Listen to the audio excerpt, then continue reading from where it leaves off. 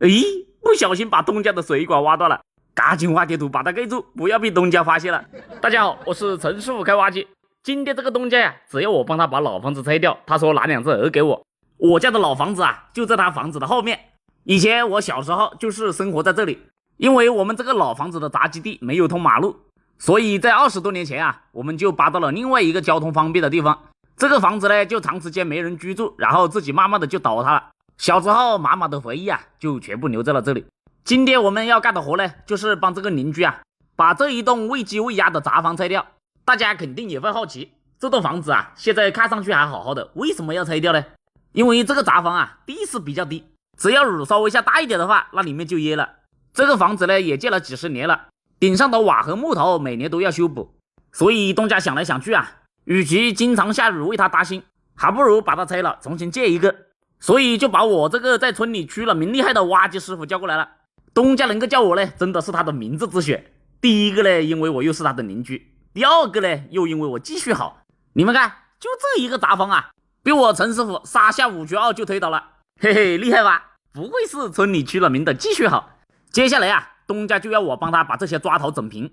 他跟我说啊，他房子的后面还有几十的土要装出去，所以车子要从这里倒进来拉土。哎呀，没想到东家又给我增加了一点活，看来在这里做个2-3天是没得问题了。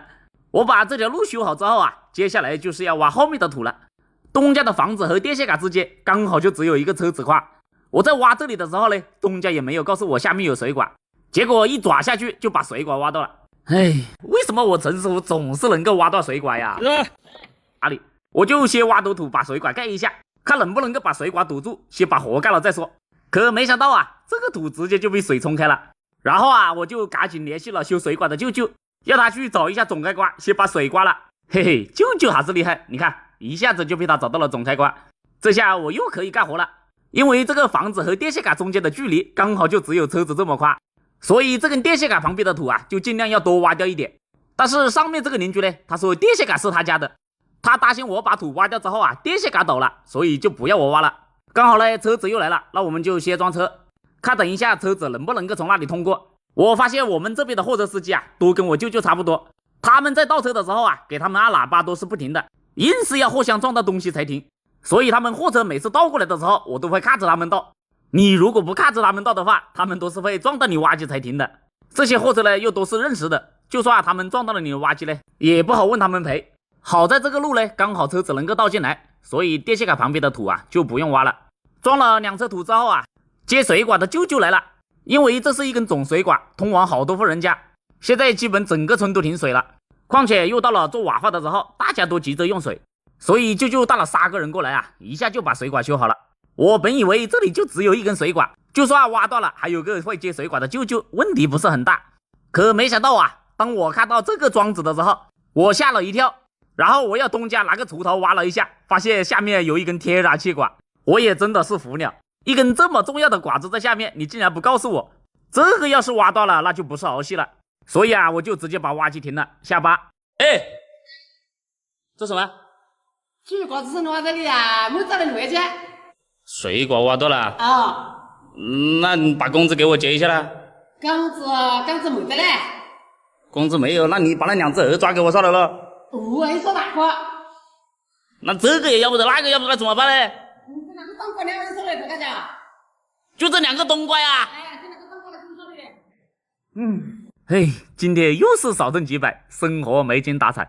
喜欢陈师傅的，给陈师傅点个关注，点个赞，我们下回见。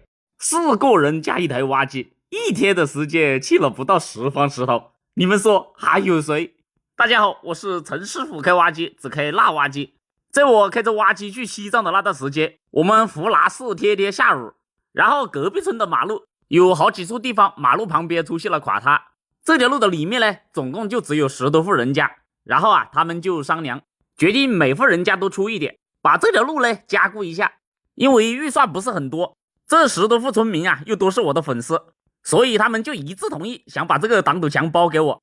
大家都知道我陈师傅包挡土墙啊，每次都是亏，本来我是再也不包挡土墙了的，可没想到啊，他们硬是等到我从西藏回来，然后找到我家里面，一个劲的跟我说好话，还跟我说啊，找了4个专业砌挡土墙的老师傅，这次保证我不会亏。所以啊，我就这样八推八就把这个挡土墙包下来了。可让我万万没想到的是啊，来之前我就仔细观察了这4个人，我发现他们干活啊，总是只有1个人在做事，3个人在旁边看。完了，看来这一次啊又中计了。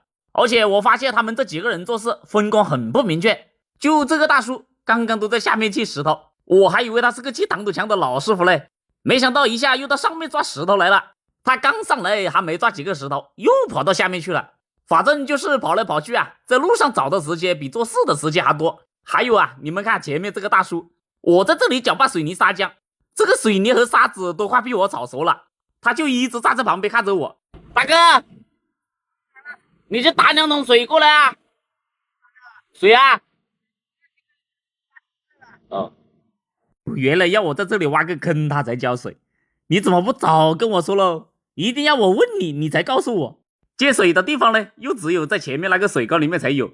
就这样啊，等他慢吞吞的打2桶水过来，这边呢又快被太阳晒干了。最后在他提了20多桶水之后，总算是把这个混凝土搅拌好了。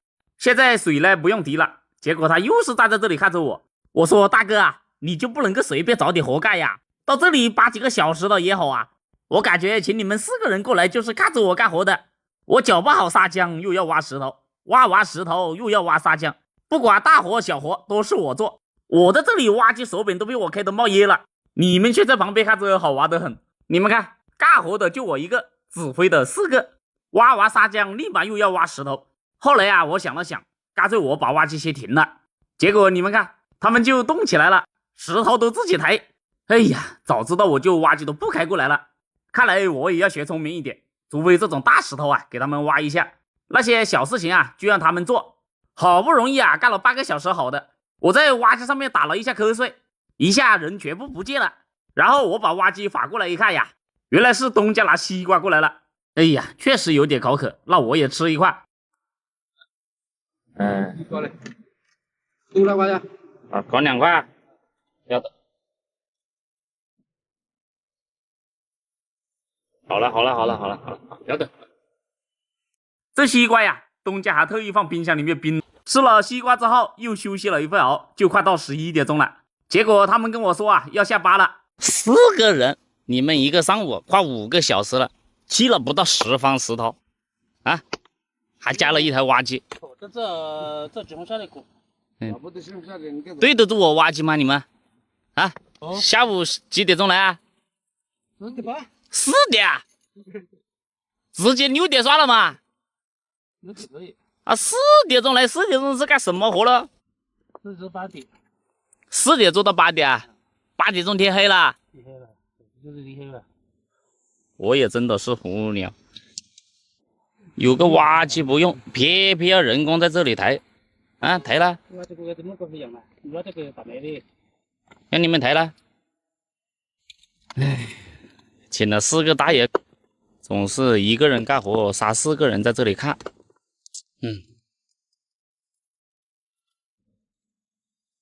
这个真的，等一下这个几方石头要切几天？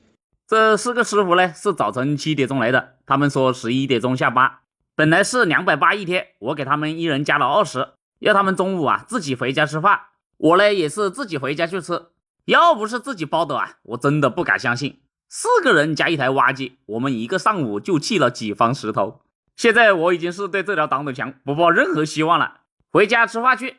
今天的视频就分享到这里了，喜欢陈师傅的给陈师傅点个关注，点个赞。我们下一集再看这条挡土墙到底亏了多少。